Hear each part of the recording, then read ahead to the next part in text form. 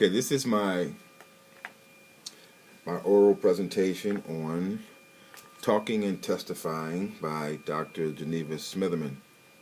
I actually purchased this book back in 1993 at a conference I was at in Kansas City.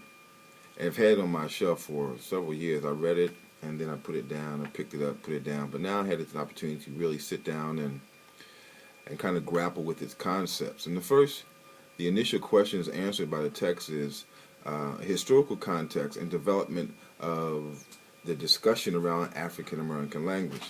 As early as 1959, scholars were having discourse about African American language and its function in the black community and the public space. Black speech patterns have been of interest for quite some time.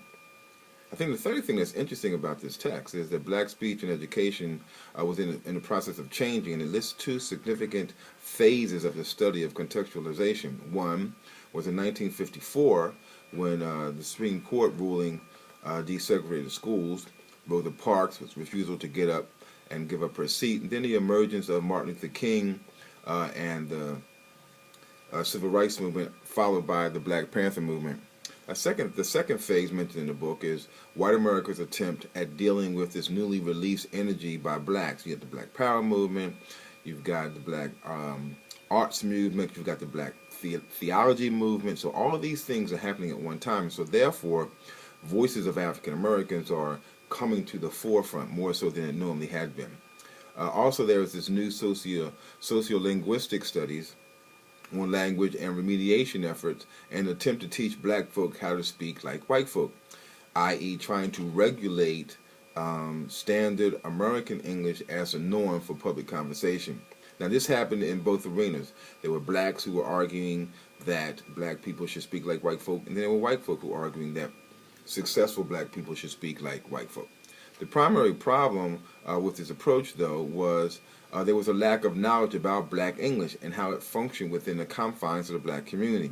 One of the key successes, I believe, of this book is that it identifies black English as a legitimate language that needed to be studied rather than condemned or dismissed because it may or might not follow the rules of what we call standard African American English.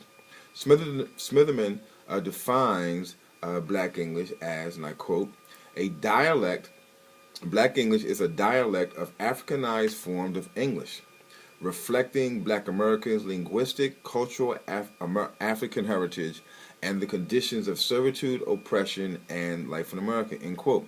She goes on to say, and I quote, that black language is Euro-American speech with an Afro-American meaning, nuance, tone, and gesture, i.e. she discusses this idea of style and language in one context. I think it's important to understand that as black people, we add style to everything, including our languages. The relevance of the book to the class, I think, is threefold. One, it demonstrates the long history of the study of black language and why the study was and is still important. Two, it reminds us of the role of race and racism as a regulatory tool of education and intellectual competency based on speech, linguistics, and public speech acceptability. And three, we are further reminded that the struggle continues. Reading this book and then reading Articulate While Black and listening to the statements by white pundits, newspaper commentators, government officials regarding the president's ability to converse cross-culturally, we are reminded that we ain't free yet.